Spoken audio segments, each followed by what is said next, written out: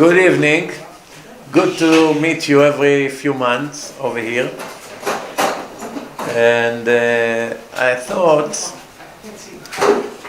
maybe I should speak about different topics today, a few of them, starting with the things that we don't always speak about, which is mitzvot ben adam lechavero. We speak a lot about Shabbat, we speak about Tefillah, we speak about many different emunah, we speak about midot, but ben adam lechavero in this generation needs a serious chizuk. Okay, so how do I come to that conclusion? When I look at the situation in the world, and I see that unfortunately there are more divorced couples than married couples, meaning more people getting divorced than people that get married in many, many places. That means the ben adam lechavero has serious problem. Because if a man and a woman cannot learn how to respect each other when they have all the reasons in the world to do, then you know that friends that don't have so much obligation to each other, it's needless to say. If someone that lives with someone for years, they have kids, they did things together, and they don't know how to respect each other, then when you have friends, say, okay, you know what, so I hurt him, so he won't come again. No big deal. As we all know, we just had Rosh Hashanah and Yom Kippur a month ago, and every year we repeat it, that mitzvot ben adam lechavero, Yom Kippurim eno mechaper. Some of the poskim, I don't know if you know it, some of the poskim say that if a person did not make peace with all the people that he hurt, right, then even mitzvot ben adam lamakom Yom Kippurim eno mechaper for him. You know, that's some of the poskim opinion. They say you want to do tshuva in Yom Kippur, it has to be a perfect tshuva. Perfect tshuva doesn't mean that you just cry that you're not 100% shomer Shabbat, and you cry about your tefillot, and you cry about kosher food, and you cry about all the other mistakes you made in life, but at the same time you have 50 other people that are hurt by you, or you owe money to people, you don't pay on time. So I want to ask you, what do you think is the main reason that people like to fight? It's a lot of fights. Every little thing around bark and bite, for every little thing. One reason, ga'ava. True. What else? We'll have to get a reaction out of someone. What do you enjoy by getting a reaction from someone? What reaction? That they take a gun and shoot you? A lot of people want to get a reaction, and that's what they got. They got a shot in the head. For parking, for fighting about parking. Through jealousy. They're really mad at themselves. Pride, jealousy. What else? They're really mad at themselves, but then they displace it on others. Frustration. They want to take their frustration on someone. Okay. Sometimes That's really a part of anger. When a person has frustration, he has to scream at someone or put him down or attack him, right? When someone like that, Some fights start like the generation of the year that know, because they do that, it's righteous. So you got the idea. The idea is that sometimes you take your frustration on someone else because you can control your anger. What else? One of the main reasons is what? Arguing comes from something. Arguing, obviously, it's already the symptom. What's the root of the problem? One of the main reasons is selfishness and ungratefulness. Those are the one I want to focus on. Obviously, when a person is proud, every time someone will not respect him enough according to his demand, it's going to be a cause of a fight, right? You go to a wedding and they make you sit in a corner. You're already angry. 20 years fights for something like that. You got the invitation only a few days before the wedding. You begin to think, maybe they didn't even want to invite me. They were hesitating. Fight. Women can fight with each other just because they wore the same dress to the wedding.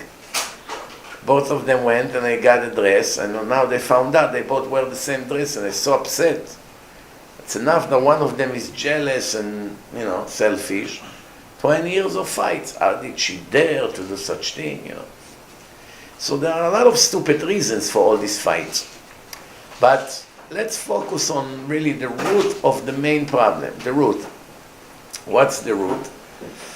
But first of all, if a person does not learn how to be grateful, which is, by the way, what Judaism is all about. If a person wants to be a kosher Jew, is it possible to be a kosher Jew at the same time being ungrateful? How can it be? Every minute of your life, it's an expression of gratefulness. Every bracha rishona, every bracha achrona, every time you daven, every time you interact with people, it's all about gratefulness or ungratefulness. So you cannot avoid it. You can't run away from it. Okay, so that's one thing. So if a person doesn't learn how much Hashem hates ungrateful people, most likely he won't change his nature even 30 years. 30 years he's going to stay ungrateful. What's for him to rush? Why should he rush? If he doesn't understand how severe is his actions. I'll give you an example. There is an American organization that does kiruv on the phone. It has volunteers, men with men, women with women. They call, they learn together on the phone. One woman called me 2 days ago. She volunteered to one of these organizations. She volunteered. She does it for a few years, because I remember a few years ago she also called me with a question. So she does it for a few years. A very religious woman, knowledgeable. You can see from the phone call that she's also very, very decent and very religious. So a fine person. So she is having a group of women, and she speaks to the women, and most of the women she speaks to, they are Shomer Shabbos. There was one woman that was not Shomer Shabbos, her and her husband not Shomer Shabbos. She walked with them, she teach her how to pray, she taught them about the importance of Shabbat. After a few months that she'd been in touch with this woman, the woman gave her very good news that they're going to move to a closer apartment to the shul because they want to keep Shabbat and they want to stop coming to the shul with the car. She was so happy. Wow, I just saved 2 souls. The husband and wife that were Chalel Shabbos. Someone who saved 1 soul, it's count like he saved the whole world. Someone that saved 2, or with their children, it could be a whole family, it could be hundreds in the end. All of a sudden, Corona came, the activity went down a little bit. She wasn't so much in touch with this couple. The husband was unemployed for a long time, couldn't find a job. Few days ago, the woman, the secular woman, called her up. I have great news. My husband finally found a job. He's going to be a salesman in a company. He will work on Shabbat. So it's going back to square one. After more than a year of efforts she put into these people, mainly the wife, they're back to square one. After I hear such thing, if you would be me, what would be your reply? You teach them the punishment.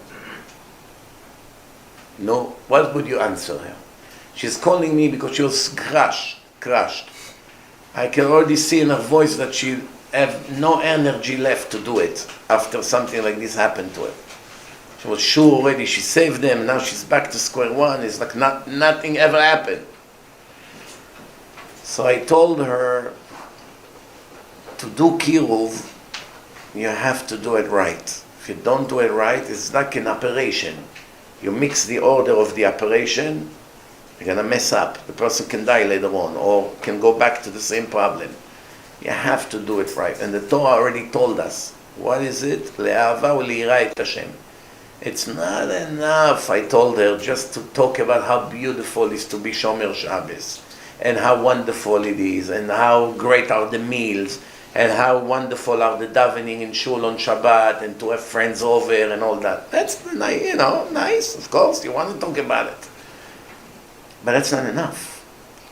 Because if you do not plant fear in the mind of the sinner, the chance that he will become righteous is very, very small. It will only happen if he's a very pure, high soul. As soon as you show him what Hashem wants you to do, without punishment, he's so spiritual and so special that immediately will adopt it. But how many like this here? I'm telling you, 1 or 2 out of 1,000 that you have like this. And as soon as they hear that Hashem gave us Shabbat, and it's a beautiful day, it's a covenant with Hashem, and it's, and the beauty of the number 7, and Kiddush, and all that, and they're already in. How many like this you have? I'm talking from 26 years of experience. Very few, not even 1%. Most people become Shomrei Shabbat when they understand the huge price it will cost them one day to stay Mechalelei Shabbat. Later on comes the love. First the fear, it turns into love eventually. Yes, that's the proper way. First, you plant a seed in a person's mind. If you stay like this, you will be destroyed for eternity. After he went into his system, you can never take it out. That's it, it remains there. He can complain, he can shout, he can stop coming. That's not relevant. It's already in a computer, it's a virus, that's it, it's in. There's no way to take it out. He already know my actions will bring to my destructions. He may not like it, he will have to get adjusted to it. He cannot run away from the truth. Once he knows that, there is a much higher chance he's going to change. There's no guarantee. It's no guarantee. Some sinners, no matter what you show them, they stay. They're very stubborn. But there is a much higher chance. I told her, if when you finally spoke to her about Shabbat, when you actually teach her how to pray on Shabbat, when you would come to those verses that Hashem gave us Shabbat and didn't give it to the Goyim, and it's a special day, and that, Ismechu b'malchutach shomrei Shabbat v'korei oneg am mekadeshei Shvi'i, you would push over there how important it is to Hashem that He gave us Shabbat before He even gave us the Torah, and the reward of the Shabbat and the punishment of the Shabbat. What does it mean to be Mechalel Shabbat, that you consider like a non-Jew and you cannot even be a part of the minyan? If you would tell her some of these things, that even the food that she cooked you're not allowed to eat, or if they touch the wine you cannot use it, or if they did Kiddush you have to repeat the Kiddush because it counts like a Goy did the Kiddush. If you would tell her some of these things, she would be so shocked. There will be a huge push for her. So, wow, look what Hashem is thinking about me. Because he never did it, they had a little bit of a challenge, no job, the husband doesn't bring money. It's pressure. As soon as they had a job, he grabbed the job, like Shabbat is nothing, it's like a hobby. Hobby, sometimes you're in the mood for it, sometimes not. Shabbat is life and death, it's not a hobby. She said, I 100% agree with what you say. I read all the books of Rav Avigdor Miller. That's his style. I know that that's the right way, but it's against my nature.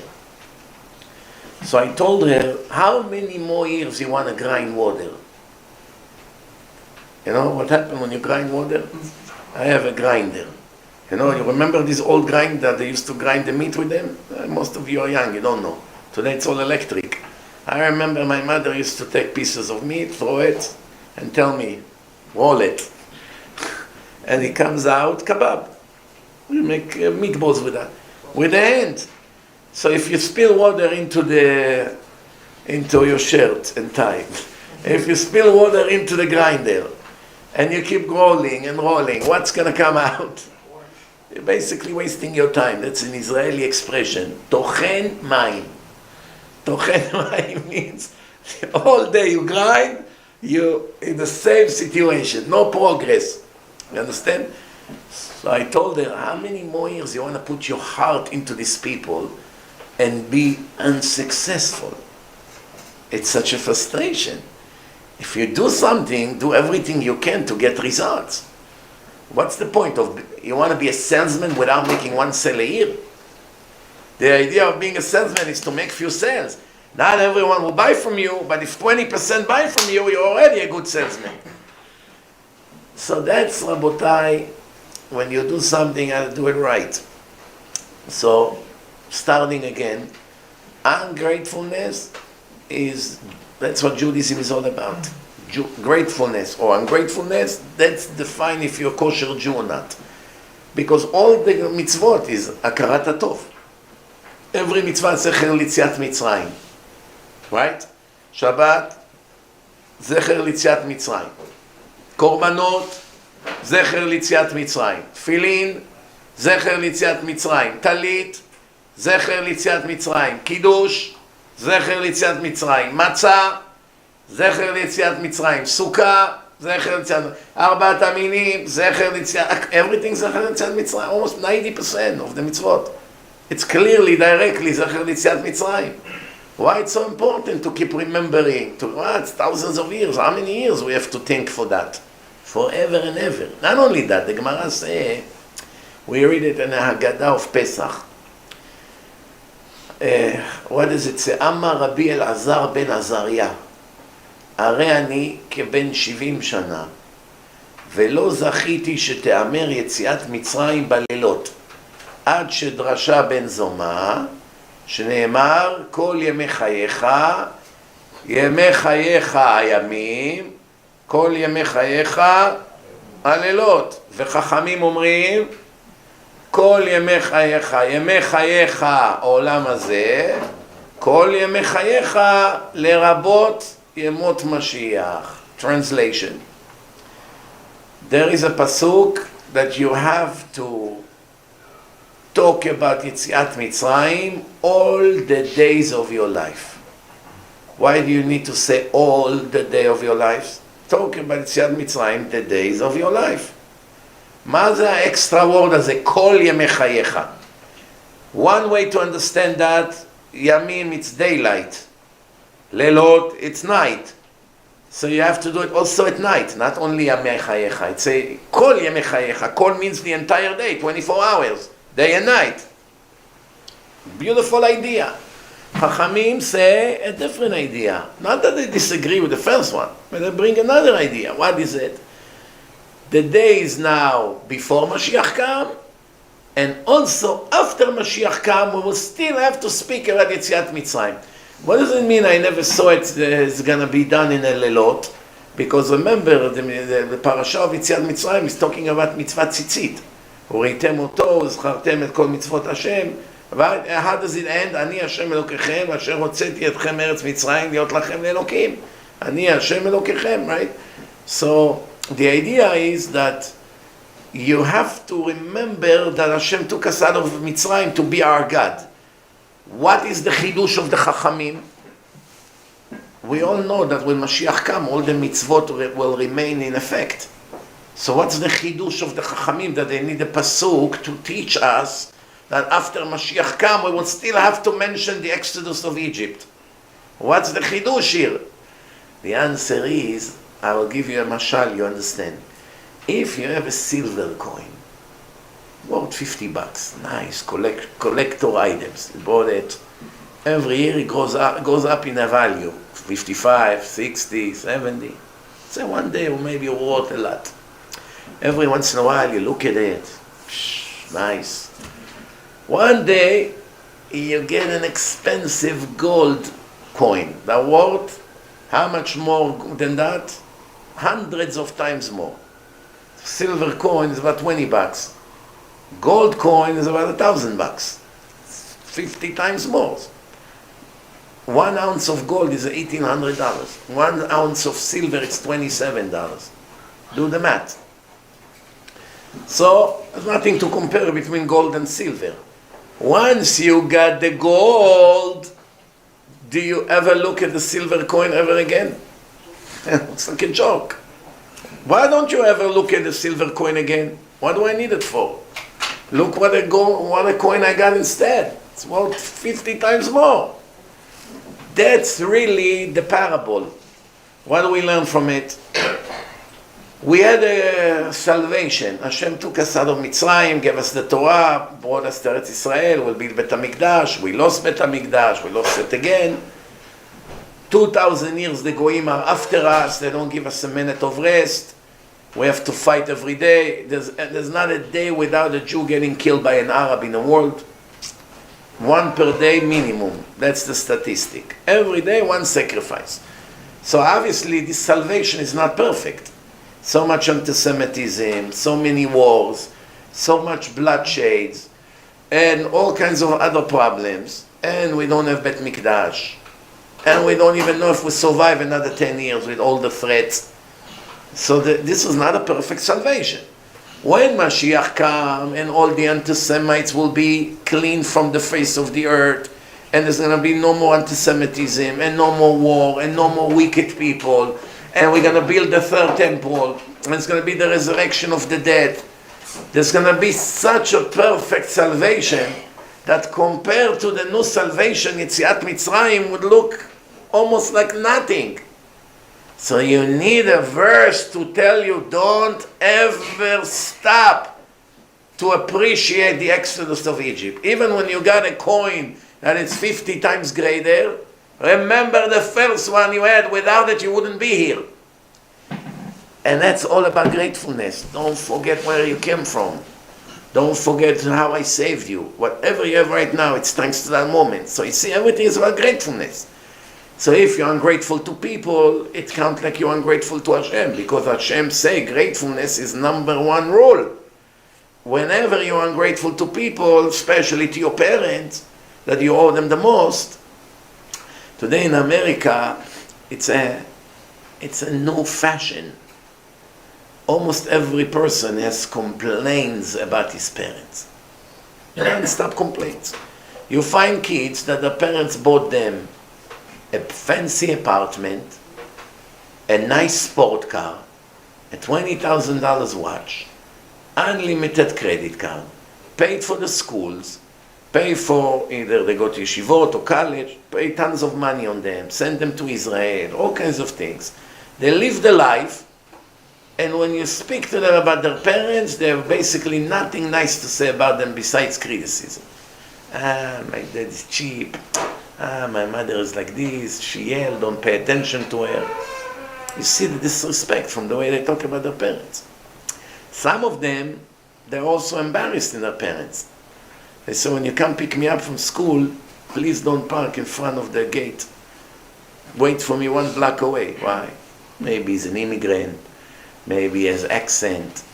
Maybe he doesn't have a fancy car. You know, it's all competition today. People are so empty in their mind that everybody thinks that is some kind of a competition who's going to be wealthier. That's why I have people that drive a Mercedes in America and don't have money for the gas. They're looking for partners on the ride that the partner will suggest to put gas. It happens all the time. He's going to pay a lease, he's going to go crazy, kill himself just to show off because he wants to be a part of the community. And in reality, he's killing himself and borrowing from him and borrowing from him and from him and doesn't pay him and steal from him and cheat him.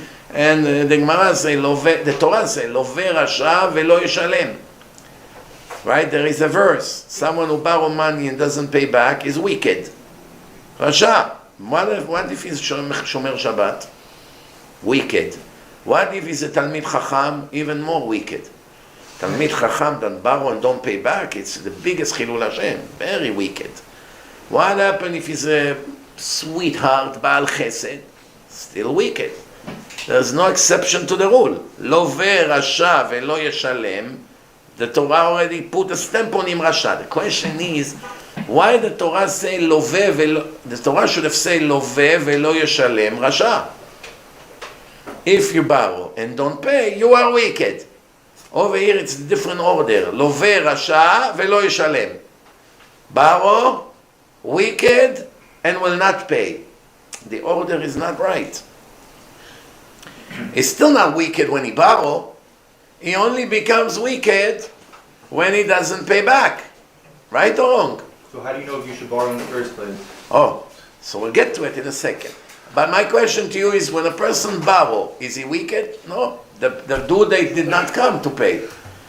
I would think that when the due date comes, a few days later, if he still doesn't pay, oh, now you can call him wicked. If you say, I'm sorry, I'm not paying you back. Okay, now we know you're Rasha. But as long as the time did not come, why the Torah already call him Rasha? The answer is, because when you borrow, you have to make sure you have a backup. Meaning, if you won't be able to pay from your income or from whatever money you make, you have something that you can sell and pay back. You understand? It's like a co-signer, like a guarantor. Meaning, if you are broke, you don't have any money, and you come to your uncle and say, can you lend me $100,000? I want to open a shop. And you have no way to pay it back. If the business will succeed, you pay it back. You have in mind to pay it back. But if the business will fail, how exactly are you going to pay it back? If you come and say to your uncle, listen, I have an expensive watch. If you give me $200,000, then the business will not succeed. Within a year, I'll sell the watch and pay you the $200,000. Which watch can cover 200,000 loan? Huh? No? Rolex. No, you don't know which watch is the most expensive one? Oh, that's Richard Mille. Richard Mille. Very good. Richard Mille, Talmid Chacham in watches. Richard Mille. I was in Israel. One guy said to me, show me a Mickey Mouse watch with all kinds of colors. Rubber band. Rubber. How much rubber costs? And the watch looks like the kids. You know, in Chinatown they have these watches, Mickey Mouse, Donald Duck. Over 100,000. Over 100. He said to me, Rabbi, you know how much this watch costs? I said, $50. But if you ask, I won't be surprised if you tell me even $1,000. Thinking I'm such a genius. They both laughed. He and his friend started to laugh. They say, what? What are you laughing at? He said to me, $270,000. Since then I learned, I know one Bukharian guy that sells watches. Just a few days ago I asked him, what kind of watches he says? So the most expensive one. And I asked him, how's business? He said, very good. People buy expensive watches. I said to him, how come? The world doesn't know where we're going. He said to me, because it's like a commodity. It stays in, it keeps its value. Everything else goes down, dollar goes down, other thing goes down. This is something you come, you sell. So, whatever, if it's true or not, only Hashem knows. So I asked him about this watch. He said, yeah, I have a few of them, $1 million.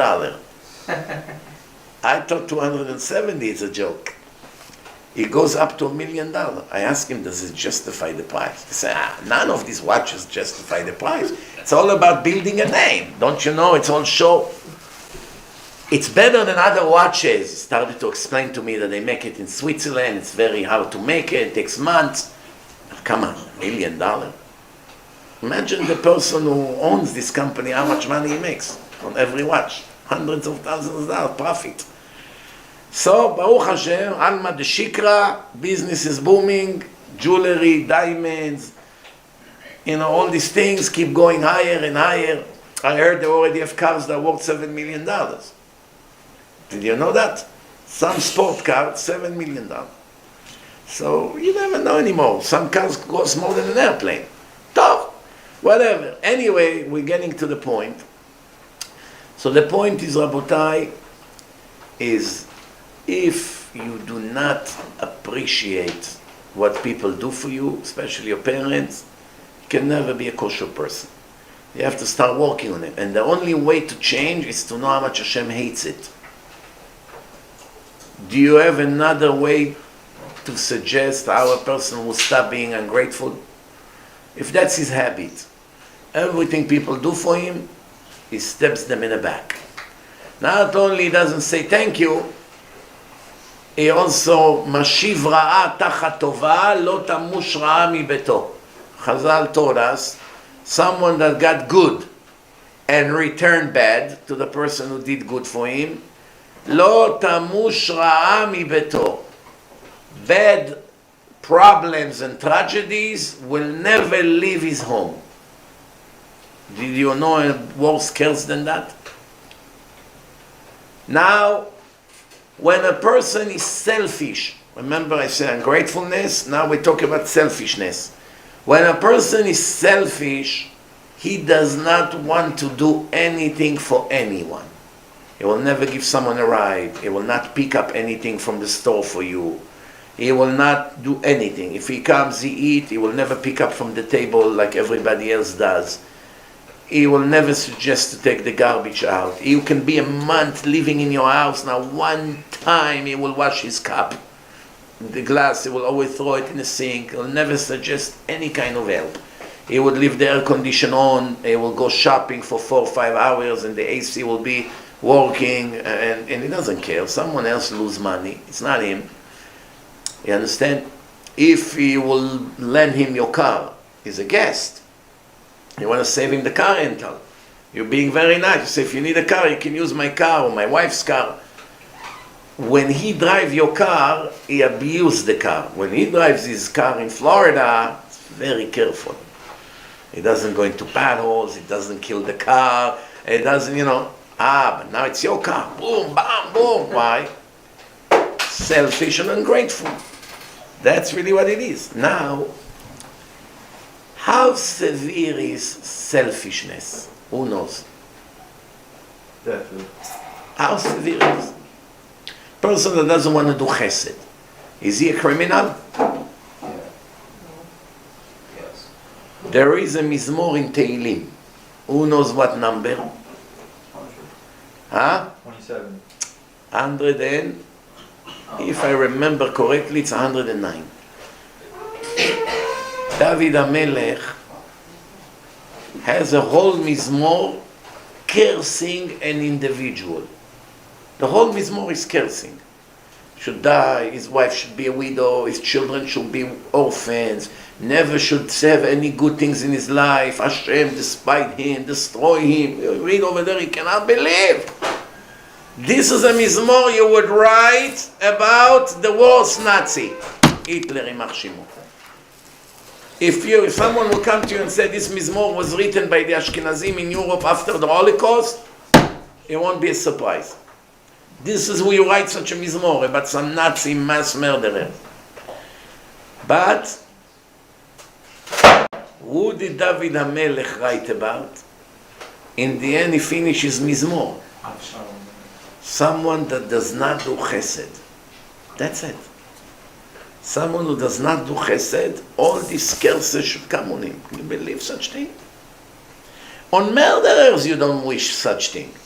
If you find someone, a friend of yours, that went and killed someone, would you start now opening a whole thing? He should die, his wife should be a widow, his children should be orphaned, he should never have a good day of his life. Usually you're not so aggressive.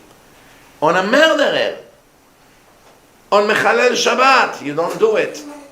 On the biggest thief, you don't wish him so bad.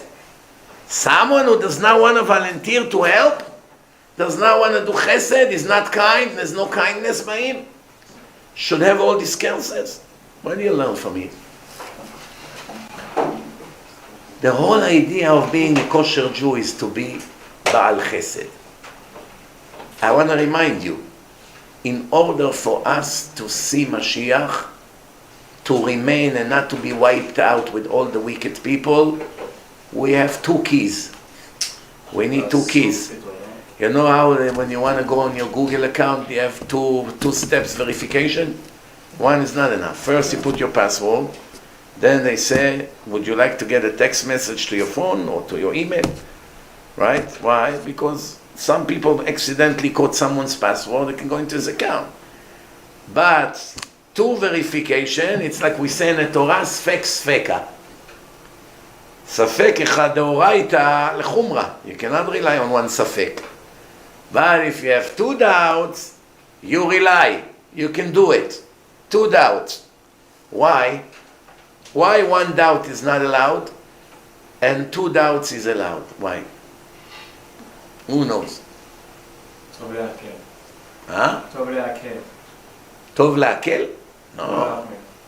No. 1 doubt from the Oraita You're not allowed. It's a doubt. It's 50-50. You cannot do it. Maybe it's a sin. But if you have two doubts, all of a sudden there's still a doubt.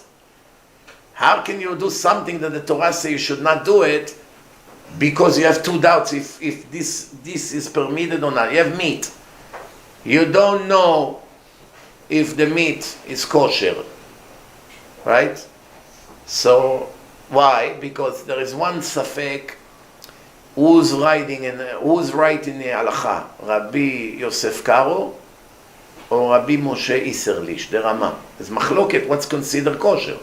According to the Bet Yosef, to Maran, the long of the cow has to be completely smooth, naturally.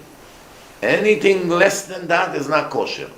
Comes the Ashkenazim, their chief rabbi, Rabbi Isserlich, he lived in the same time of Maran. He said, of course, it has to be smooth, and it cannot have holes, that's trefa. But sometimes you have ririot, like little tiny veins that on the long. You can smear it with your finger, smooth it. You can go with your finger like this, and you make it smooth. After that, you put air in the lung of the cow, and you see if you made a hole or not. If there is a hole or there was a hole, then it's not kosher. If it's blow up like a balloon and no air goes out, Baruch Hashem, it's fine. So we have one doubt, if this glad kosher meat that the Ashkenazim sell here in Brooklyn, if it's allowed or not. We have one rabbi say it's kosher, one say it's tarif. Right? What's the second doubt? The second doubt is, the Ashkenazim, they don't separate Bet Yosef and glad.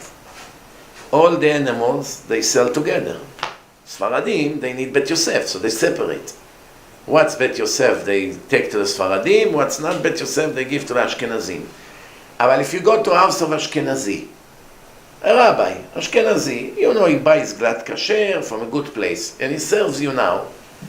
Now you have two doubts. One doubt, this meat on the table could have been Bet Yosef, because the Ashkenazim don't sell them all mixed. Some of their meat is Bet Yosef, some not. So there is a chance that it's Bet Yosef. And even if you say that it's not Bet Yosef, how do you know who's right? Rabbi Yosef Karo or Rabbi Moshe Isserlich? It's two doubts here. One doubt, who halacha is like who? And second doubt, what's this particular meat is, Bet Yosef or not? Because you have two doubts and you don't want to embarrass your host, some poskim allow it. Not everyone, but some say, sfek sfeka, you can eat. What happened if there was only one safek? Now you know for sure it's not Bet Yosef. You saw how they slaughtered the cow in front of you. You saw the long. You see that it's not smooth naturally. So you know it's not Bet Yosef. It's only glad. According to Ashkenazim, it's fine. So you have one doubt only. Who is right? One doubt is not enough. Safek d'oraita l'chumra. You cannot take a risk. The question is, why two doubts makes it permitted? The answer is because the Torah say you always follow the majority. One doubt makes it 50-50. Two doubts make it 75-25. Understand? 75, still 25% doubt. Right? 1 out of 4 chance that it's still not good. But 3 out of 4, there's a chance that it's good. So what do we see? It becomes a majority. So I started to explain about the 2 keys. Who heard me? What are the 2 keys? No, I didn't say it yet. I say in order for us to see Mashiach, you need 2 keys, like you have a key outdoor and another key here. If you have only one of the keys, you cannot enter the house. People have to keep Shabbat. That's for sure. What are the 2 keys? I'll tell you what are the 2 keys. 1 is Torah and 2 is Gmilut Chasadim. That's what the Gemara say. The Gemara say you want to survive the days of Mashiach and Gog uMagog, the final war, when it's going to be this disaster in the world. You want to make it? make sure you have two things. That you learn Torah every day, and you are a kind person. You give a lot of charity, you help people, you deliver things, you host, you fix for them things, whatever you can do to people. Someone asks you for a ride. Where are you? Oh, it's on my way, come. If you have to move 5 blocks away, you won't take him. Call Uber. Who gave you permission to tell him call Uber and sit and wait now? Freezing, winter, this, that. Drive another 5 minutes. What's going to happen? What are you going to lose? Another $1 of gas? Do you know what's the value of a chesed? Do you know how much a chesed worth? Billions. Billions. Did you know that if you make a bracha on an apple, or on water, in a water, Baruch atah Adonai Eloheinu melech haolam, שהכל נהיה בדברו. Now, I already earned the entire earth for 7 years. I own the earth now for 7 years. That's what Hashem has to give me now. How do we know it? Who can bring me a proof? Nebuchadnezzar. Nebuchadnezzar made 3 steps to honor Hashem. He first put Hashem in the end of the line. He moved it to the beginning to give him more respect before the king Chizkiyahu. For 3 steps that he got out of his chair and went and respected Hashem, Hashem paid him control in the whole world for 7 years. He was the king for 45 years, his son for 23 years, and his grandson for 2 years. So 70 years, 70 years control in the whole world, in the entire world for 3 steps.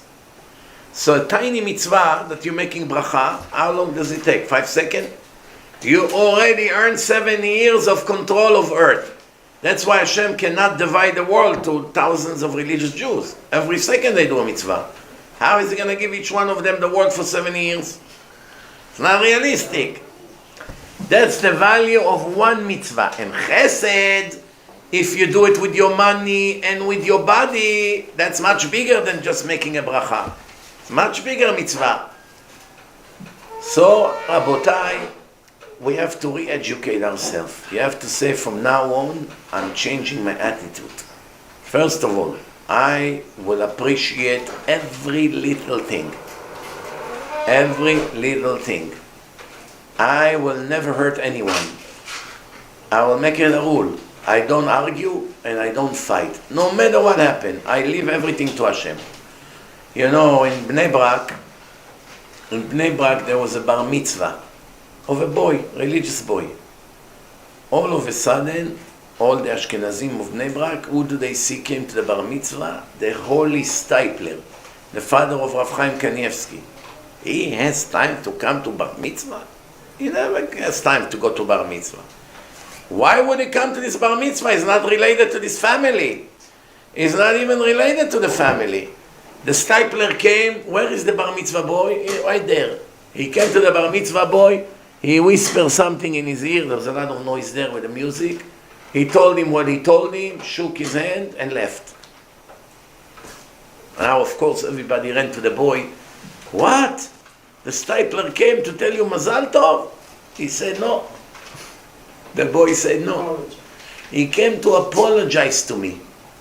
That 2 years ago, 4 years ago, when I was a kid, he was giving a shiur in a shul, and I was making noise with the chairs. And he asked me to stop. And everybody looked at me, and he felt bad that I got embarrassed. So he waited until I will become bar mitzvah to come ask me for forgiveness. He never forgot it for years. He was a kid, now he's bar mitzvah. A few years went by. Why didn't I ask him back then, when he was a kid? Because kids cannot forgive.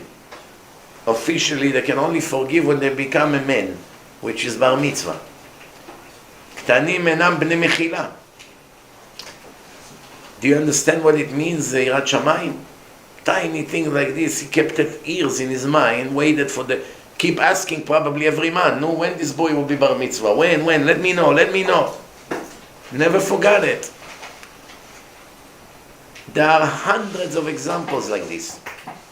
hundreds of examples. There are many stories about Chacham Ovadia, that people who used to support him when he was poor, learning in Torah Yosef, 30, 40 years later used to go to their Chatunot, to their Bar Mitzvah, 30, 40 years, already third generation.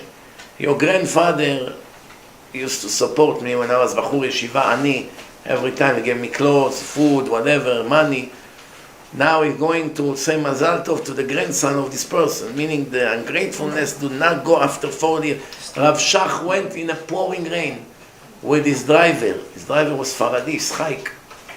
And the Schaik told the story that I went with him in the middle of the day from Ponovich to the cemetery. Pouring rain, winds, the umbrella is breaking. He asked me, wait here a few minutes. He went, read Tehillim by his grave, and came back all wet, and we had to go back to the yeshiva. I asked him, who's buried here? He said, when I was a teenager, I had only one white shirt, only one dress shirt. That's it. Day, Shabbat. Every once in a while I have to do laundry, it became black already. So I had to take it to the lake. We didn't have a laundry machine back then. We're talking over 100 years ago.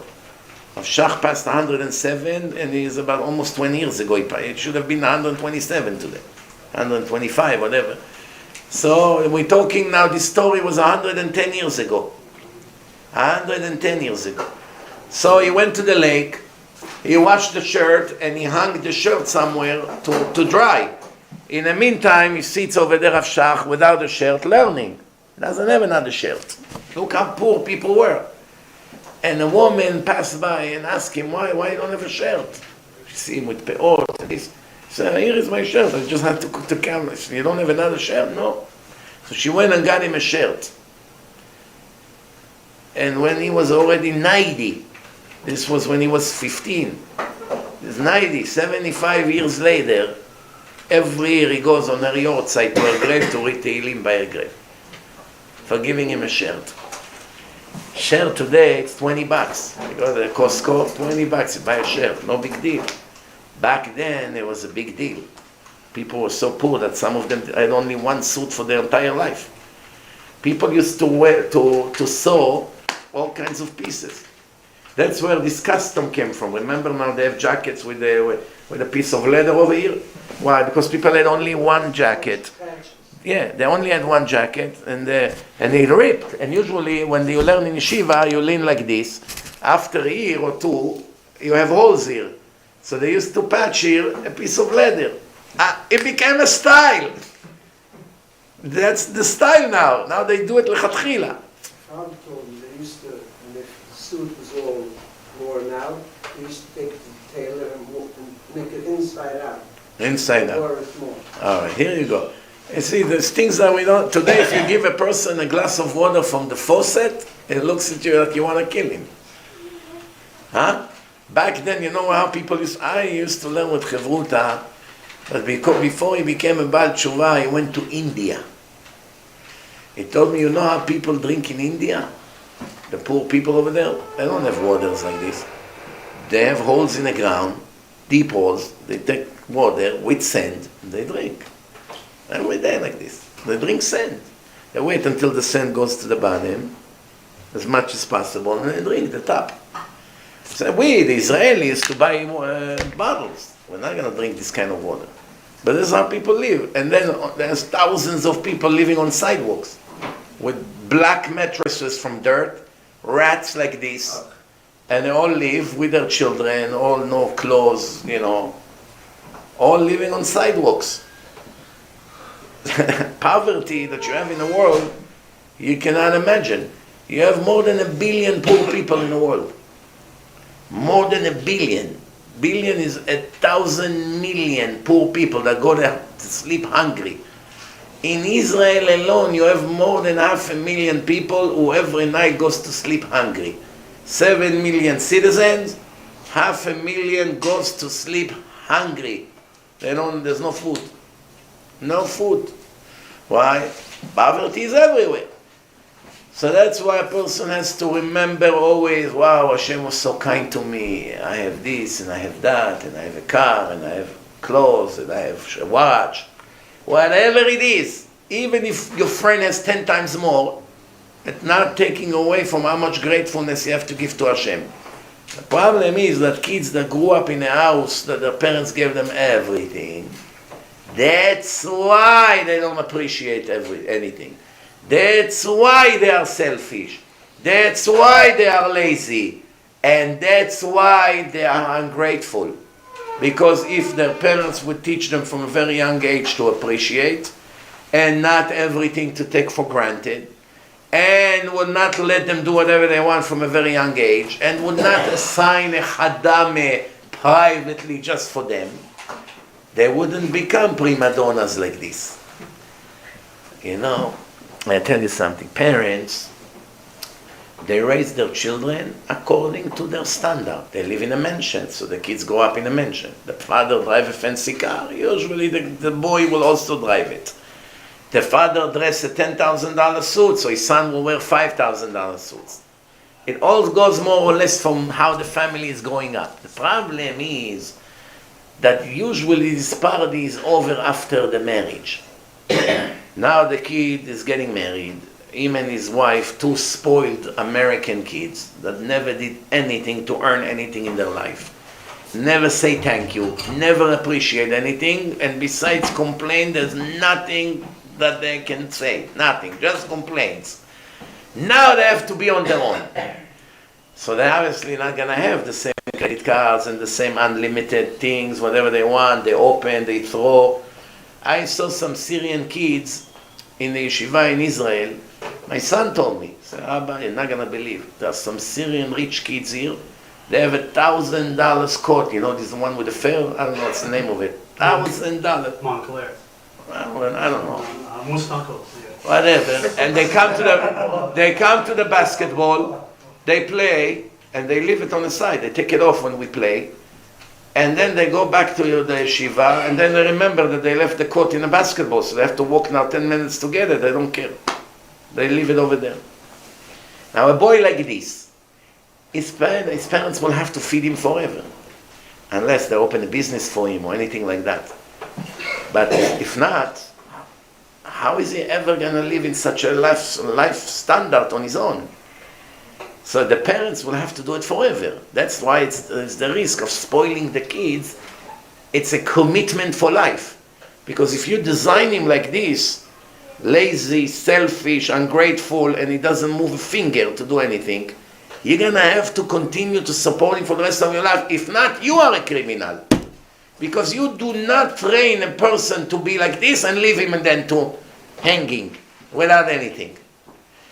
What's the proof for that? Who do you have to support more? Someone that was poor all his life, or someone that was rich and became poor? Rich and became poor. No, poor, the first one. Rich that became poor, it's a bigger mitzvah. Why though? Not only that, the Gemara says you have to assign him a horse, meaning a car. A rich person had a nice car. He lost all his money. The people have to gather together and buy him a new car. You want to help him out? Buy him a car just as good as he had. I'm going to buy him a car? Let him take buses, ma. I'm just taking care of his children's tuition and that they have what to eat. That's more priority. Nachon. Of course, it's a bigger priority. But if you can, get him that car as well. Why? Helping the poor is not just making sure he won't die out of starvation and that he will have clothes to wear. Helping the poor, it's a saving, life-saving. You save him mentally from a mental breakdown. Because someone that was poor and all of a sudden, and someone was rich and all of a sudden has nothing, every day wants to die. He has no life. He's miserable, he's sad, he looks at what he used to have. By giving him nice things, you're reviving him. That's not just charity. It's mamash atzalat nefashot. Someone that was poor always lived with nothing. $5 a day was eating. It says, Eved Shiratz Lefanav. Eved Shiratz Lefanav. Eved. If you can get him a servant that used to have it, remember, you know how these rich people come to the appointment with an assistant? Hey, Joe, write it down. Okay, now he lost his business. The community has to get him Joe back because he was fired. Hey, Joe, come back. What do you mean? My boss lost all his money. Cannot pay me. No, don't worry. We 10 guys gather together. We'll pay your salary. Continue to serve him. It sounds ridiculous today in our terms, but I just want you to understand the concept behind it. The concept here is not that he will continue to be spoiled. That if you train someone to be spoiled and then in one shot you take it away from him, it's like similar to a drug addict. You take away the heroin from him, lock him in a place, what's going to happen? A week he's going to scream, has pain, bang his head to the wall and try to cut his wrist. Cannot take the pain. Maybe after a week he's going to start getting used to the new situation. That's what it means to make a person spoiled. I know that it's easy saying than doing. I remember for a few years I used to make my kids cut the grass. You know what? You get tired after all the arguments, especially in the summertime, 90 degrees. They have to, in Muncie, it's not Brooklyn. It's big properties, upstate. It used to be very cheap back then. Now it became expensive, but it used to be very cheap, the property. You get a house with almost an acre land for half a price of a tiny box over here in Flatbush. That's how it used to be, not anymore. So there's a lot of grass. So I have to walk with the machine and all day. So for a few years, but you get tired of the argument. You know what? Just call the gardener and that's it. I have 3 lawn machines in my garage.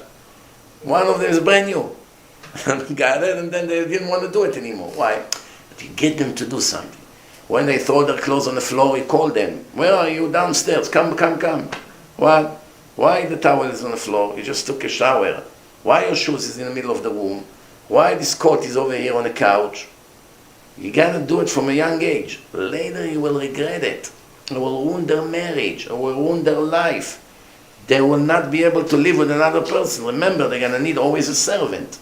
Who's to say they're gonna always be able to afford a servant that do these things for them? What are they gonna do? They're gonna call you to come cook for them? To come clean for them? You gotta be very careful. So then we'll move on. The idea, Rabotai, why people are fighting for every little thing. The answer, pride. They have big ego. So every little thing. 2nd, anger. 3, lack of patience. Most of the fights come from lack of patience. And traffic, people want to kill you. As soon as it become green, before it became green, 5 people already honking in New York and in Israel. Get him off the phone. You need to get him off the phone. Well, so to get him off the phone, you give a little beep. The whole neighborhood. Kiyat shofar. The idea is people do not have 1 second of patience. Did you ever see Israeli come to the line? I'll tell you. You come to America, I don't know, you go to all these places, Colorado, Denver, all these places. You see the goyim, 20 standing on line, everyone with patience. Israeli come to the line, as soon as he comes there, he begins to move. 1 minute. Then, every 5 seconds, look at his watch. Then, excuse me, comes to the front of the line. Why? Cannot wait 5 minutes now. Goes crazy.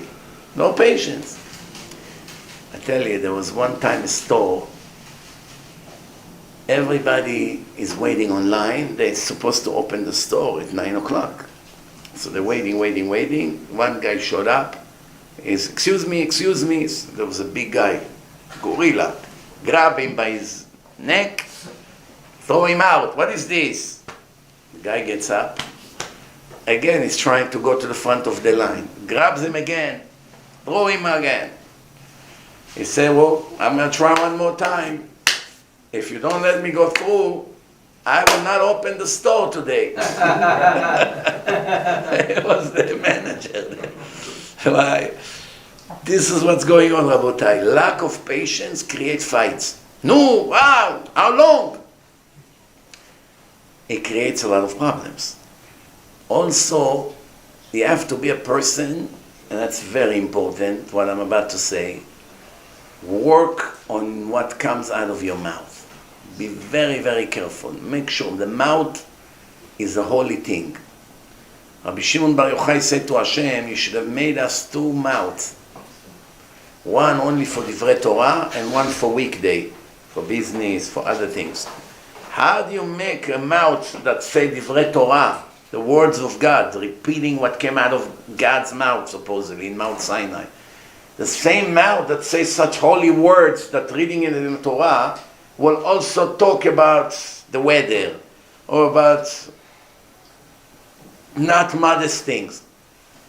It's a disaster. How can it be? Hashem said to him, one mouth I made a person, he cannot watch it. You want him to have two? Do you know what would happen? They would fight all day. Imagine a person had two mouths, one ear and one ear. He walks in the street, both of them constantly screaming. Did you ever see a talk show in Israel? They have a guy and a girl, and they invite people to the panel.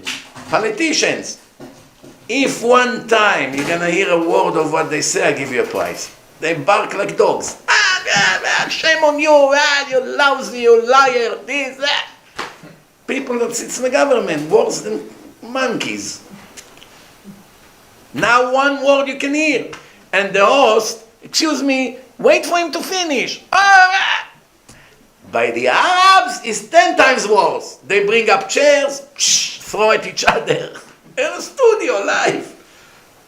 You saw these videos, I know what I'm talking about. In Egypt and this, they get angry. In Lebanon, they throw things at each other in the middle of the live broadcast. The whole nation is watching you. He cannot control his anger. He pick up a chair and throw it on the person's thing in the studio, live.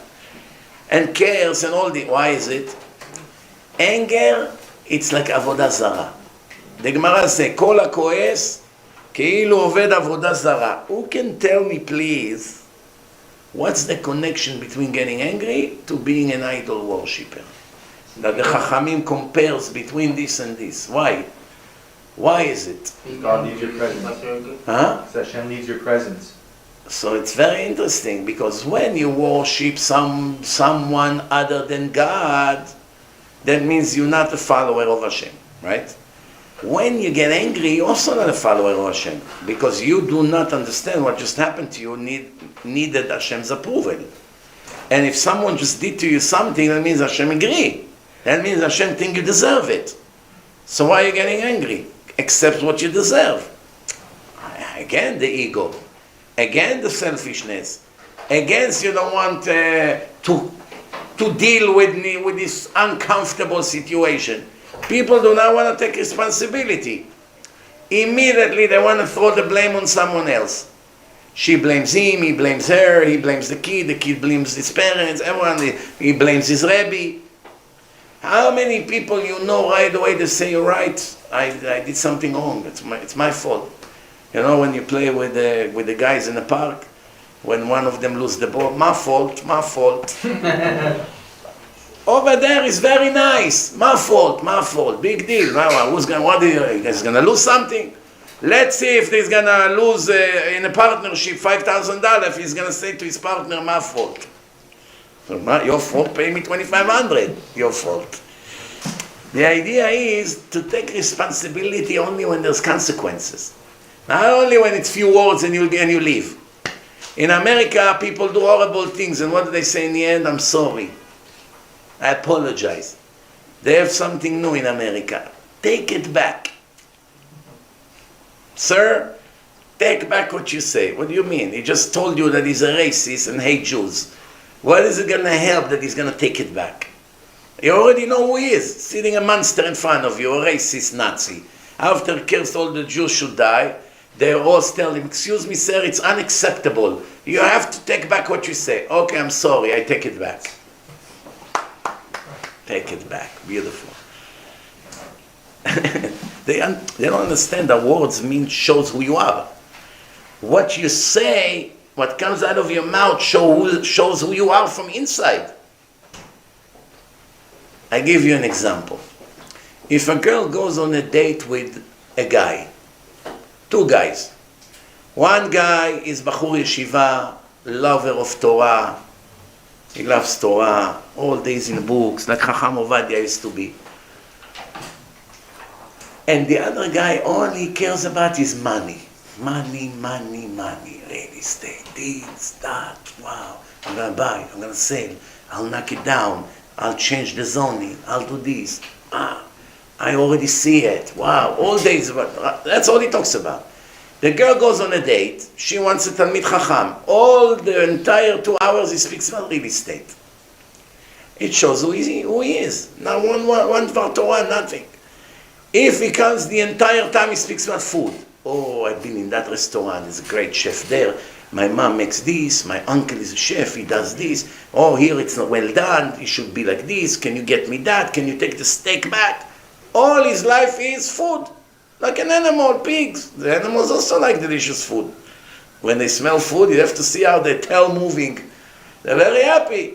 If you give food to the horses, the entire city is shaking from the noise.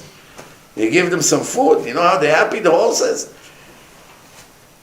Or if you go on a date with a Bachur, all he talks about is Kedusha, Shkafa, Torah, all kinds of things, nice stories, Meshalim. Then you know who he is. What a person speaks about, that's who he is. If he goes on a date with a girl and speak all the entire date about how pretty this girl is, and that, and every girl who comes to the restaurant he looks, it shows you who he is. Now, this girl has to be super stupid to even continue this day. Forget about another date. Should get up and say, I'm sorry, my head, I don't feel good. I have to go. Why wasting another hour with him? You understand? So you already know how your life is going to be. The idea, Rabotai, what you talk about, that's who you are. I want to tell you a story. Rav Ovadia Yosef went on dates. 2 dates. First one and second one. Second one was his wife. First one was some Iraqi woman, Najia. And after they already got ready to get engaged, she told him, will you take me once a month to the theater?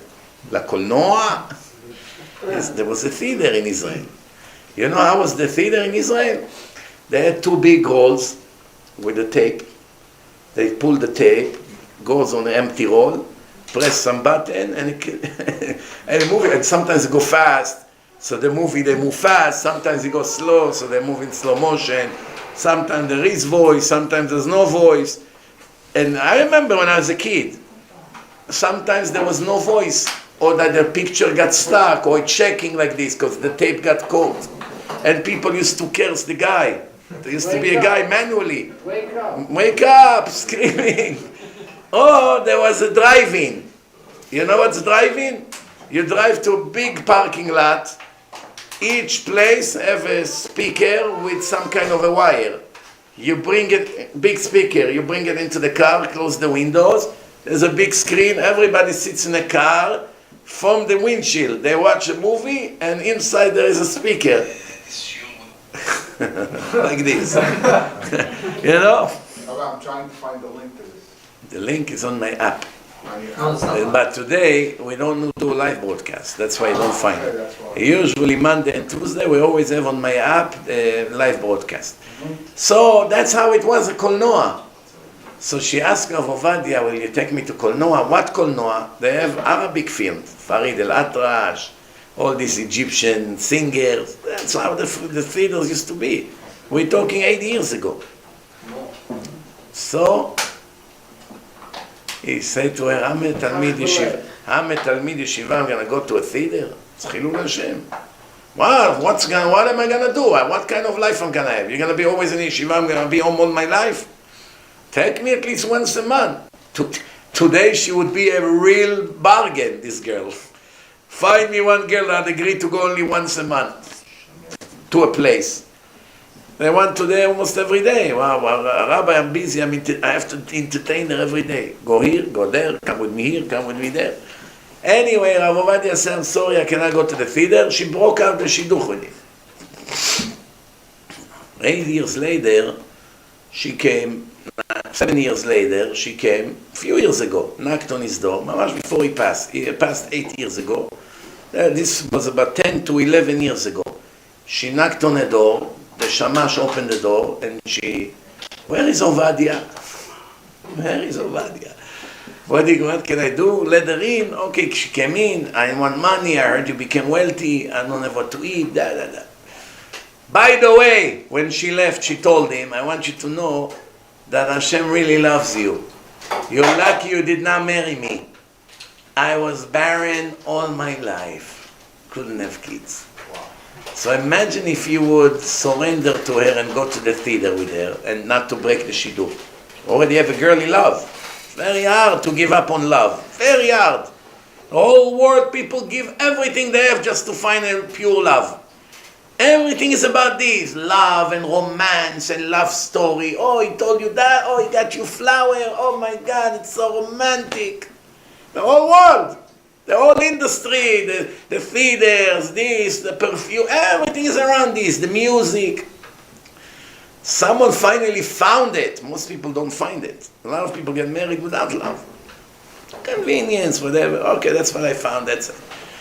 Those who already found it, to now let it go, you have to be a super Yerei Shamayim. Super, in the highest level. The love that he had for the Torah and the truth and the halacha and to Hashem, to give up. And this was his first date.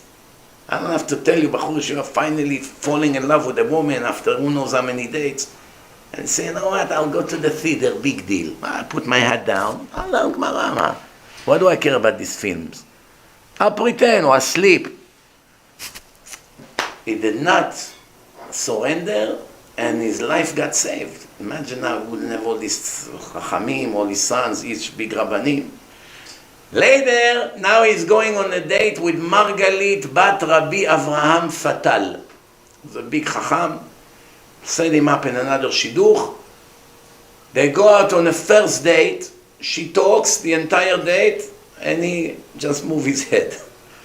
Then she said, what do you think about what I say? Huh?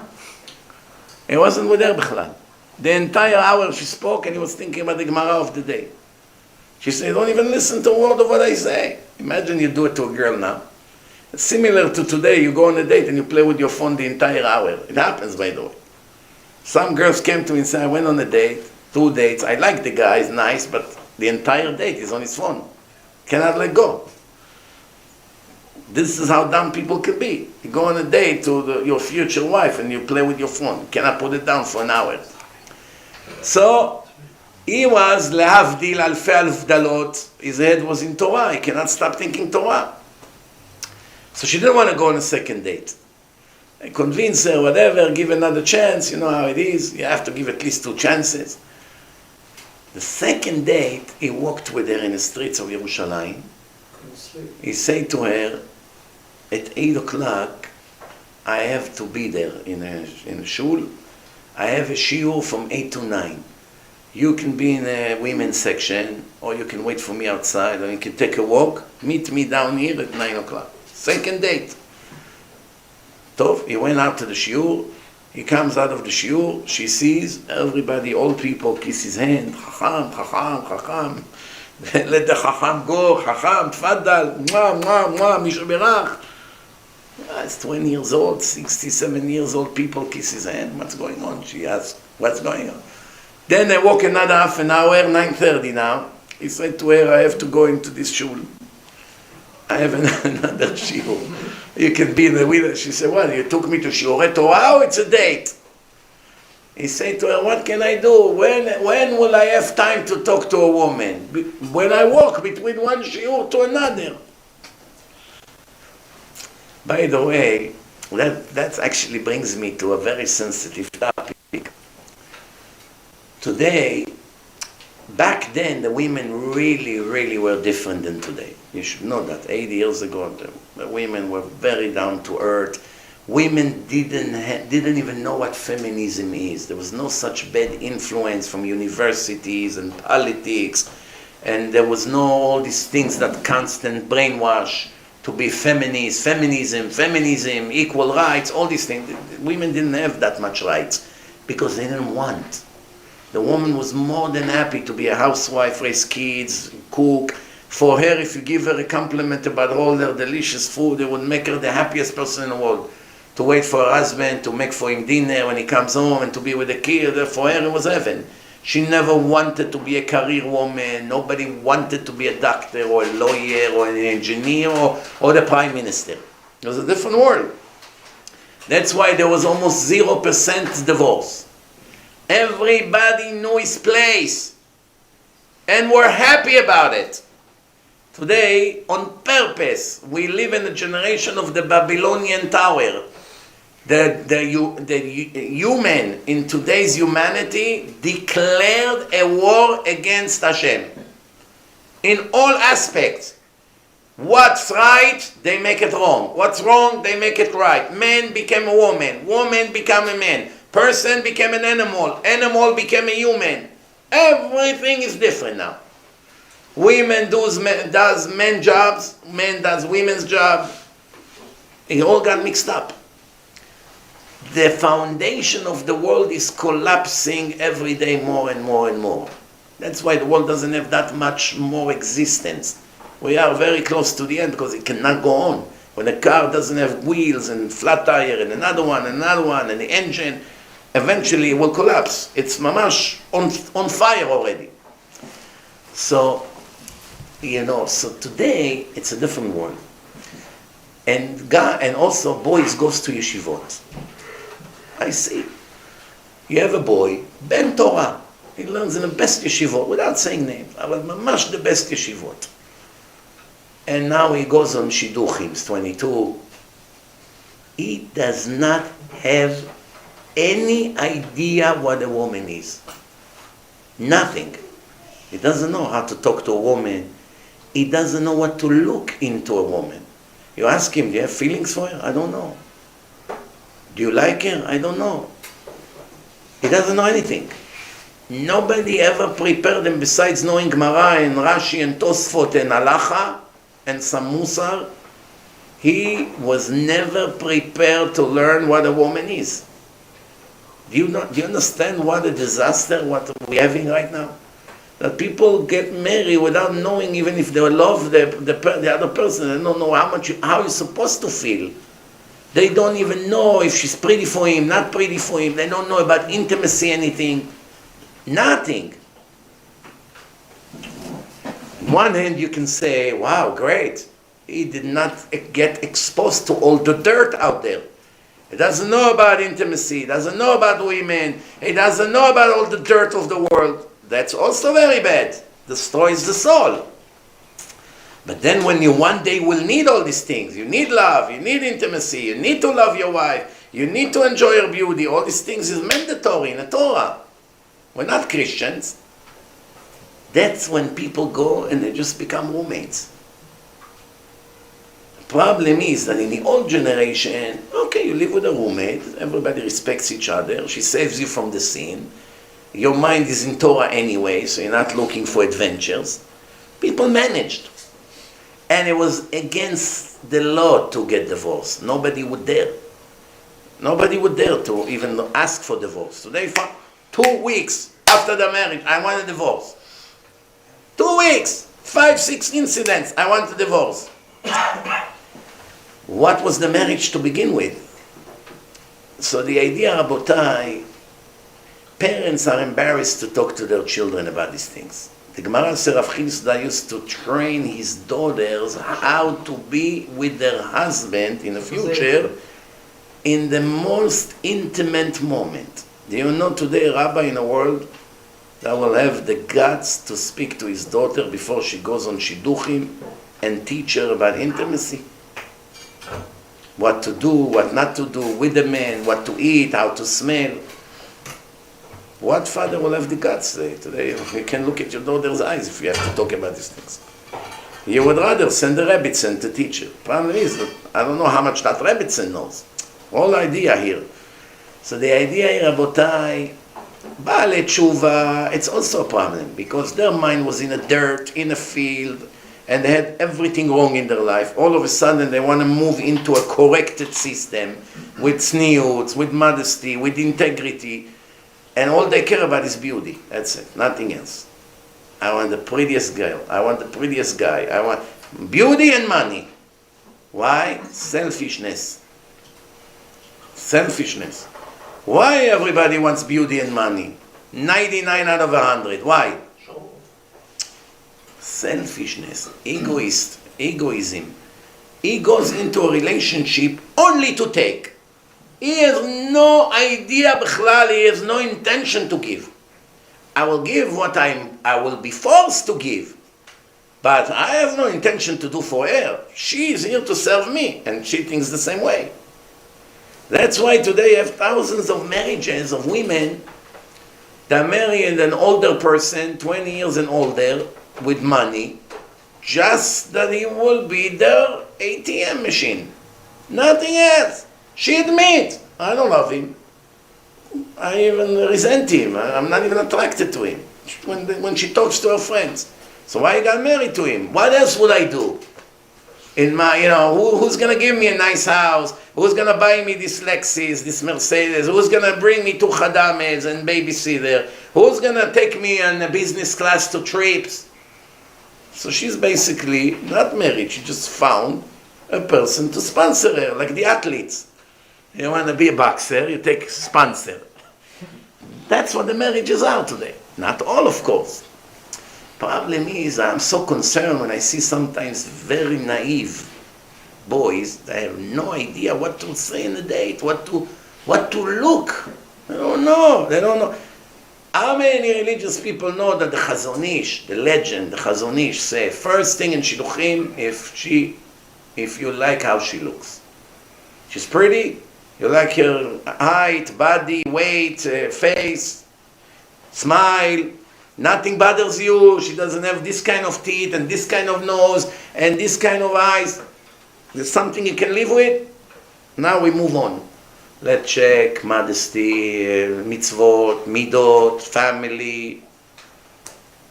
But without metziat chen, all the chachamim, there's nothing to talk about.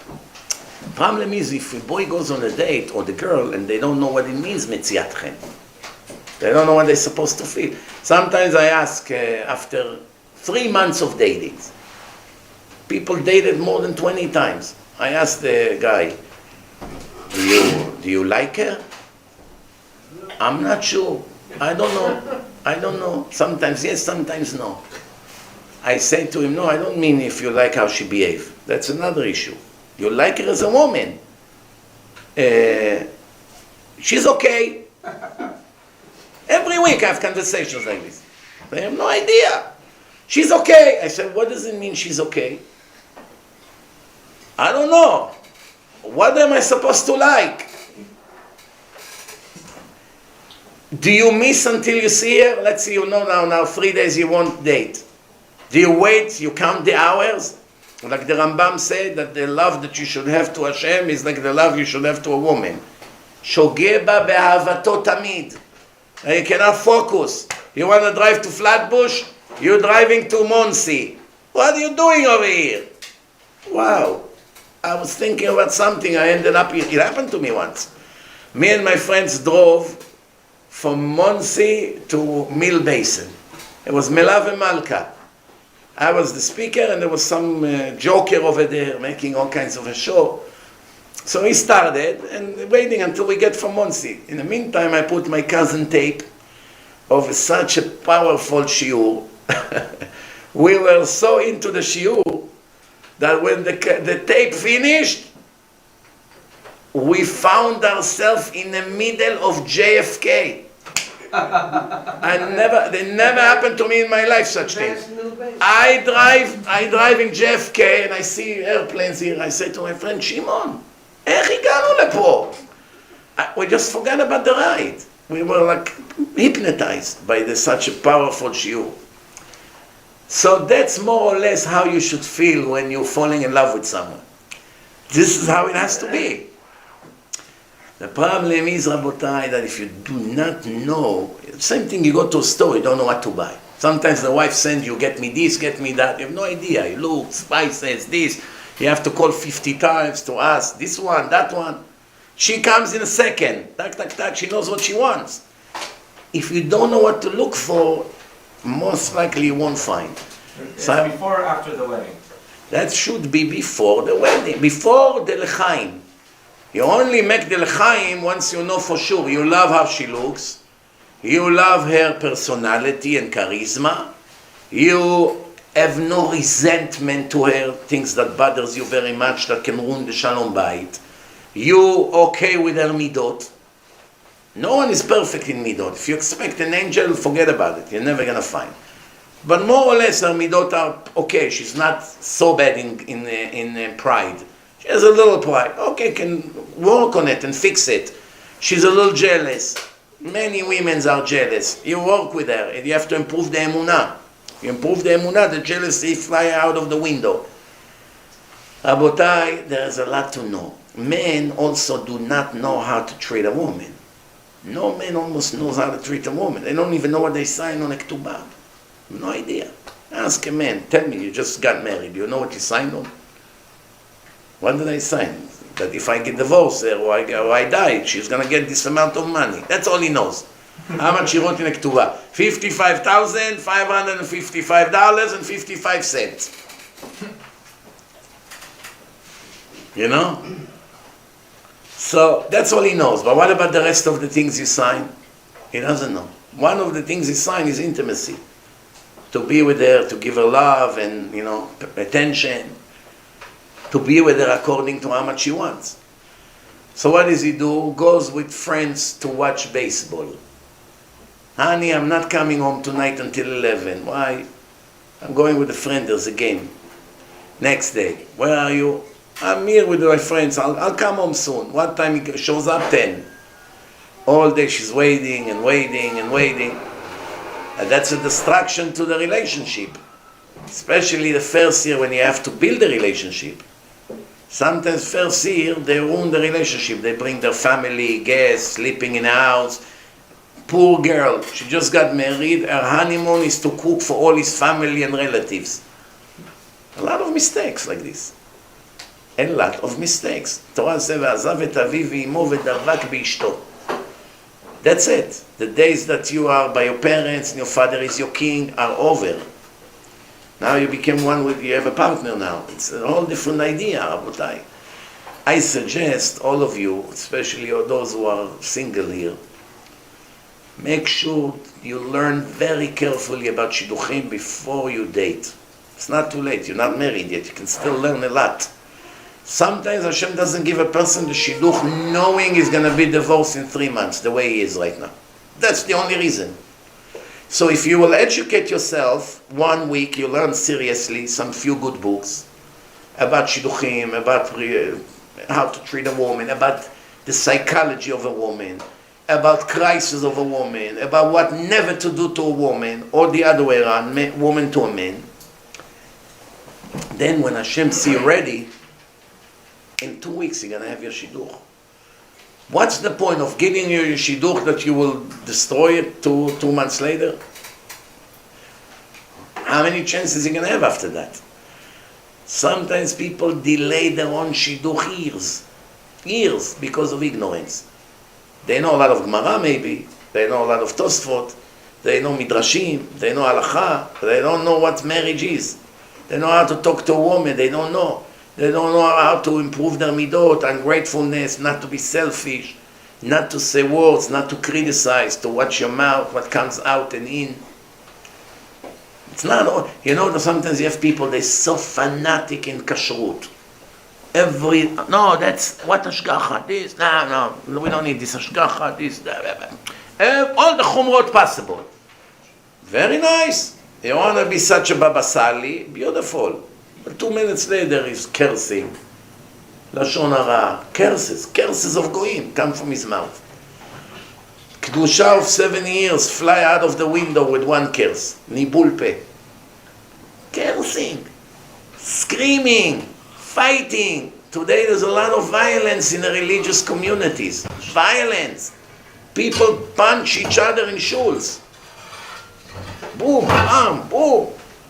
I will never forget, 20 years ago, I was in a shul, somewhere in Brooklyn, in the middle of Agbat Torah. Zot Torah, all of a sudden I hear chairs flying. I look around, one guy gave a punch to another guy, knocked him on 3 lines of chairs. 1, 2, 3. Boom, everything fell like this. People come to synagogue on Shabbat and are worse than animals. Torah is open, he gives them a punch. Why is it? Do you want to stop acting like an animal? There is a way. You first have to learn. The more Musar you learn, the better person you become. Whether you like it or not, it will affect you. You gotta cut yourself out of the lousy, filthy internet.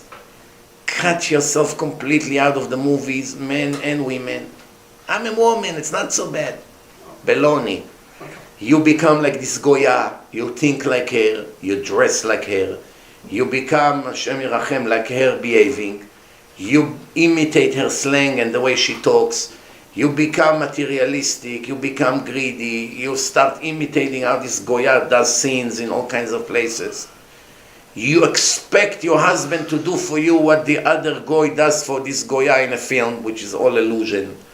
And because your husband is not such a Romeo, you destroy the house 6 months later and let the kids die just because you're brainwashed by all these magazines and all these filthy movies.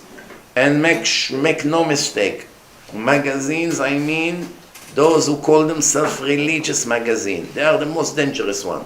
The ones that they sell over here. None of them is kosher. You cannot touch it with your hand. This is mass murder machine. You do not even understand how much this magazine murder your neshama. This weekly magazine that you bring home for Shabbat, take it out of the bag and read, all of them. They're full of kfira. But there's no dirt inside. Huh? There's no dirt. Like you read First of all, there are pictures of women. Pictures of women with women with wigs that are not modest. Pictures of all kinds of vacations in Dubai and Miami, all kinds of things. And the worst thing is, there is people that speaks over there, the weekly column, almost all of them are apikorsim. They do not know what Emunah is, they don't know the 13th principle of Judaism. Some of them are pro-Christianity, some of them are pro-gays. This is the filthiest people in the Orthodox world, worse than Reform. And they write over there, and you read it, and your children read it, and it destroys you from inside. It's like a venom of a snake. Once it goes in, it takes a few minutes until it spreads and kills you. Huh? Plus, it's worse. It ruins the holiness of Shabbat. Instead of sitting, learning, do something productive, you waste your time on this stupid magazine. Half of them is anyway commercials. Advertisement, come to Miami, come to Dubai, buy this, boats for sale, this kind of talit, that kind of this, a call show off. Mamash goyish world with the custom of Orthodox. Advertisement is בכלל זה בעיה. On Shabbos, even on the walls. Planning for the week. Exactly, that's a big problem. It's like going shopping. But believe me, advertisement is the least of the problem. There's problems over there of kfira, apikorsim. You have to die not to listen to this apikorsim. Some of them are in my blacklist. And they published every week in those magazines. This magazine have no mashgiach. There's not one rabbi that gives them kashrut. No serious rabbi will ever give them kashrut. You come to any serious rebbe, or any dayan, or talmid chacham, you show him the lashon hara over there, and these pictures, and the kofrim that writes over there, what are they saying in the speeches? He will tell you right away, take this magazine and burn it completely. Why? Some rabbi in Barak told one of his talmidim that owns a grocery, I forbid you to sell any magazines. Of course. Someone who sells this magazine is Mahtia Rabim. Someone that print these magazines is Mahtia Rabim. Someone that distribute these magazines to the store is Mahtia Rabim. Everyone who participates in creating this mass murder machine called magazine, religious supposedly, even Muslim magazines are not filthy like this. Even Christian magazines are not filthy like this. Besides the Avodah Zarah, at least they talk about this kind of magazines. They give a channel to people that cannot be mitzaref leminyan. People that cannot count them in a minyan. You cannot count them in a minyan. Someone who promote Christianity and bring a missionary to speak in his synagogue, somebody like this can write in a religious magazine? What advice we can get from such a Rasha Apikores? What advice that we don't find by Rav Avigdor Miller? If he will ever say something good, it's already by Rav Avigdor Miller, and everything else is garbage. So why buying 20% true, 80% garbage, when you can take a good book of a big tzaddik with the best hashkafa and everything is pure emet? And it's much more interesting. And there's no garbage and no commercial and no lashon hara and no nothing. And it's cheaper. And it's cheap. You're right, it's cheap. A book like this is $20-something. Buying all these magazines will cost you $100 and something for the same amount of pages. And you destroyed yourself. So Rabotai, I want to conclude. Ben Adam lechavero, it's a serious work. It's every day, every hour. It's at work, it's with your boss, it's with the goyim around you. It's when you get on a bus, it's in traffic, it's between you and your family, it's your neighbors. What you're allowed to say, what you're not allowed, what you're allowed to leave, bothers the neighbor, doesn't bother how you park your car. Do you know how many thousands of things every day you have to pay attention to? If you don't have the concept of understanding that Ben Adam lechavero, you can never get forgiven unless you find every one of them and apologize and get his apology. With Hashem, you know where he is. You talk, and in the end he will forgive you. But somebody you stole the parking from, or you block him because you were in a rush, so your car blocked his driveway and he was stuck there. In Israel, unfortunately, it's coming. Over here, Baruch Hashem, people are not that bad. Usually they won't park and block someone's driveway where the car is in. And in Israel, I one time I drove in a driveway, a big bus, stuck you there for hours. You don't know what to do, you cannot get out. You have to call the police by the number, they locate the guy, calling him, go move the car. And in the meantime, you're stuck there, and it's something in a rush, you miss the minyan, you miss an appointment. This is religion. A guy in Texas will do such thing? Will park a bus blocking someone's driveway? Speaking about driveway, I'll finish with one story that is a little bit funny. I'll give you something to laugh and to tell on Shabbat. In Israel, in HolyLand, there's a private villa, and the owner of this villa is a hot-tempered guy. He has big temper. So every day he has he gets very angry if someone park close to his driveway. Because he has a big car, he has to make his turn, and if the cars are like this, he cannot actually enter this. He gets very angry. So he keeps putting sign, don't dare to block the parking, don't dare to block the parking. One time he gets home, not only someone block his parking, someone is actually parking in his parking lot, in his driveway. Oh.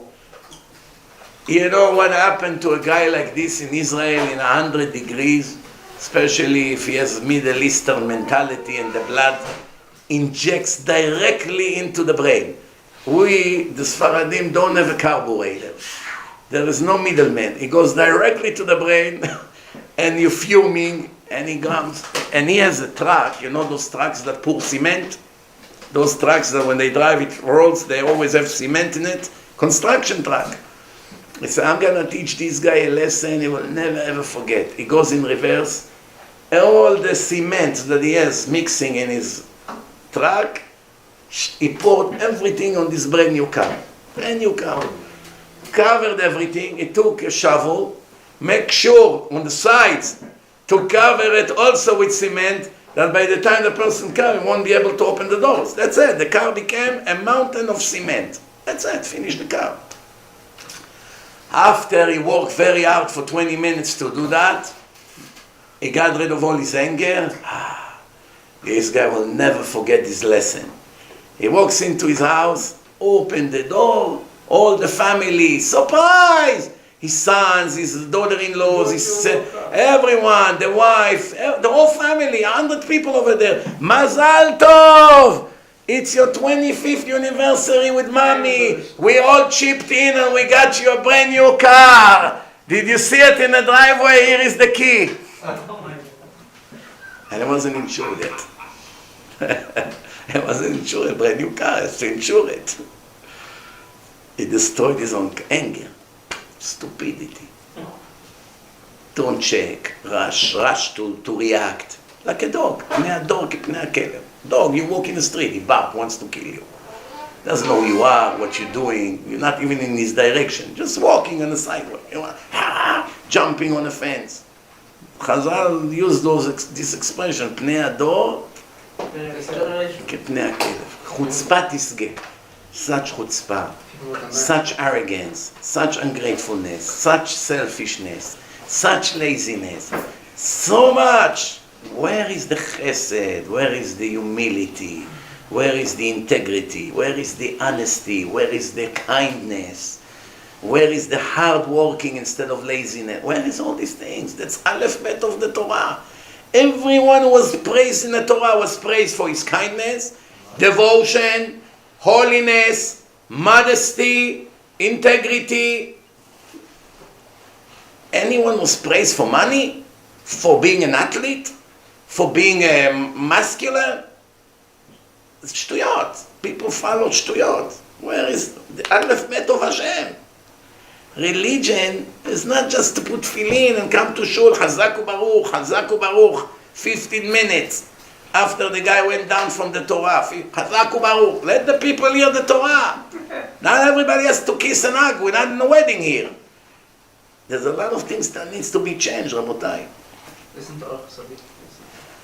I will conclude with an advice I already gave you before. You don't need me. You have Rav Victor Miller, buy all his books. Do yourself a favor. I promise you, bless me for eternity. Go to the store, spend a few $100, $200, $300, I don't know how much. Buy all his books and start going one by one. Few pages every day, more, 10 pages, another 10, before you go to sleep, in lunch break, I don't know, when you're on the bus. Finish them. That's 100% perfect Jewish ideology. I have books now that from his question and answers. Just questions and answers. You know how much you're going to learn? About the right hashkafa, what to love, what to hate, who to admire, who to despise.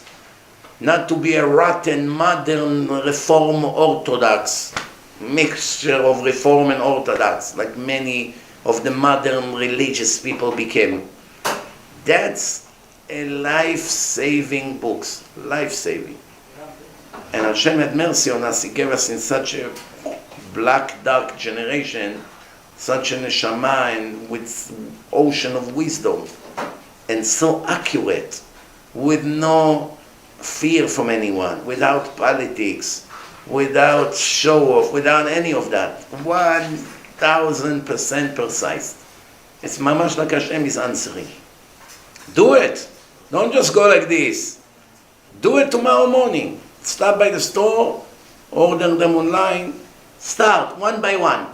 I have goyim that heard me saying it and order the books. And the goyim write to me, take pictures of the books and send me on WhatsApp. This is what you said in one of your lectures. This is what you said. Show me. Oh, the rabbi agree with you. I cannot be the dirt of his toenail. So the goyim don't understand. They think me and him are maybe in the same league. Oh, he also agree with you. He agree with me. Do you understand, Rabotai? Today you go to any shul, they print out thousands of his books. Baruch Hashem. I had the zchut that I published his name very much in the last 6-7 years, and it picked up. Baruch Hashem. I hope everyone will really take that advice. Not for me, I have nothing in it. For you. Go buy it anywhere you want, but do it. Trust me, you're going to thank me for the rest of your life. You will understand how much you are in the darkness and in the wrong direction only when you begin to read his books. That's when you understand, wow, I thought I'm religious. I thought I'm a tzaddik. And all of a sudden you realize this is wrong, that wrong, this one, that one, wow. I have, Baruch Hashem, I'm going to start making changes. You can never make changes before you educate yourself what's right and what's wrong. And after that you will know what to do. And nobody become more religious without learning Torah daily. There's no way to become more religious without being connected to Torah. The only thing that can inspire and elevate your neshama to do more mitzvot and to be better, to get rid of the negative, is only connection to Torah. Not to movies, not to comedies, not to news, not to sport, not to all this garbage. To Torah. Everything. Torah is everything. You remember the story with Chacham Ovadia? On his date, he gave 2-hour speeches. On his date. He walked with her half an hour, gave an hour speech. Walked with her another 20 minutes, gave another hour speech. That was his date. Meaning even in the middle of the day, I cannot live 2 hours without Torah. Why? You can get to that. That's what Chacham Ben Zion said to my cousin. He was a student for 12 years. He asked him, Rabbi, which mitzvah you think is the hardest one to keep? He thought maybe he's going to tell him, Lo Tachmod. It's a mitzvah that is very difficult. If somebody buy a nice tie and you like it, so I wish I can find the same tie. Already, Isur D'Oraita. How to understand? He thought he's going to tell him one of these things, that it's almost impossible to keep. 70 years to respect your parents without mistakes. Very difficult. So you know what he told him? He told him, I don't understand how is it possible not to think Divrei Torah in the bathroom. It's the hardest thing. Sit 5 minutes in the bathroom every day. These 5 minutes to make sure not to think Gemara and Torah in my mind, Wow. I have to struggle with myself. This is a person that lived past 20 years ago. In our generation. We saw him. We saw him live, walking in front of us. I don't know how can it be walking 5 minutes a day in my life without Torah in my mind. So what are you supposed to think? Supposed to think about your bills. Bills, you have bills to pay. Wow, I have Then to you're pay gonna my... think about someone You else. can do your cheshbonot. Yeah. You can do cheshbonot on your phone or with in your old days. The only thing learn science in the bathroom. Math, science, books like this. To occupy your mind, not to think Divrei Torah. Be'ezrat Hashem, I wish everyone Shabbat Shalom. We have, if you want books, CDs, USBs, please, you can, come follow me to the car, I can give you some. Baruch Adonai Le'olam. Amen ve'amen.